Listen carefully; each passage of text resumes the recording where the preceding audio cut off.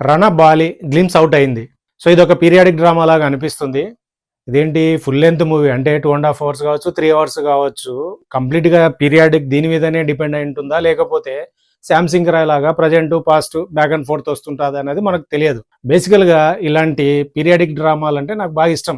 ఎందుకంటే మనకు తెలియని ఎన్నో విషయాలు తెలుస్తాయి త్రూ సినిమా.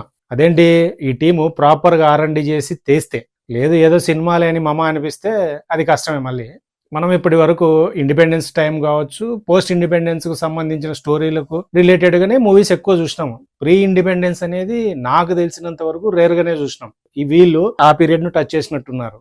సో వీళ్ళు వదిలిన విజువల్స్ కావచ్చు, టెక్స్ట్ కావచ్చు, వీటన్నిటిని చూస్తే స్టోరీ అయితే చాలా పెద్ద క్యాన్వాస్ లోనే ఉన్నట్లుంది. ముఖ్యంగా వీళ్ళు హిట్లర్ టైంలో జరిగిన హింస గురించి చెప్పి అంతకంటే ఎక్కువ ఇక్కడ జరిగింది అని చెప్తున్నారు. సినిమాలో ఇది ఓన్లీ వర్బల్ గా చెప్తారా లేకపోతే విజువల్ గా చెప్తారా అనేది ఇంపార్టెంట్. విజువల్ గా చెప్తే మాత్రం చాలా ఇంపాక్ట్ అయితే ఉంటది. ఫస్ట్ ఆఫ్ ఆల్ వీళ్ళు ఇలాంటి హిడెన్ హిస్టరీకి సంబంధించిన స్టోరీ చెప్పాలనుకోవడమే అప్రిషియేట్ చేయాల్సిన విషయం.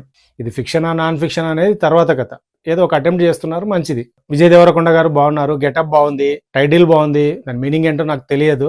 BGM చాలా బాగుంది, చెప్పాలనుకున్న ఇంటెన్షన్ కూడా బాగుంది, అన్ని ఫైన్. కానీ ట్రైలర్ లో లాస్ట్ లో ఒక షాట్ వస్తుంది. అదేంటి ఐస్ టైట్ క్లోజ్ లో ఒక షాట్ ఉంది. దాన్ని చూస్తేనే ఎక్కడో 0.00001% భయం కూడా వేస్తుంది. అది ఎందుకో మీకు కూడా తెలుసు. ఈ గ్లిమ్స్ చూసిన తర్వాత మీకేమనిపించిందో కింద కామెంట్ రూపంలో చెప్పండి. నా రివ్యూ కనుక నచ్చినట్లయితే లైక్ చేయండి, షేర్ చేయండి, సబ్స్క్రైబ్ చేసుకోండి. నెక్స్ట్ ఇంకొక ఇంట్రెస్టింగ్ వీడియోతో మళ్ళీ కలుద్దాం. అంతవరకు టాటా, బాయ్ బాయ్, గుడ్ బై.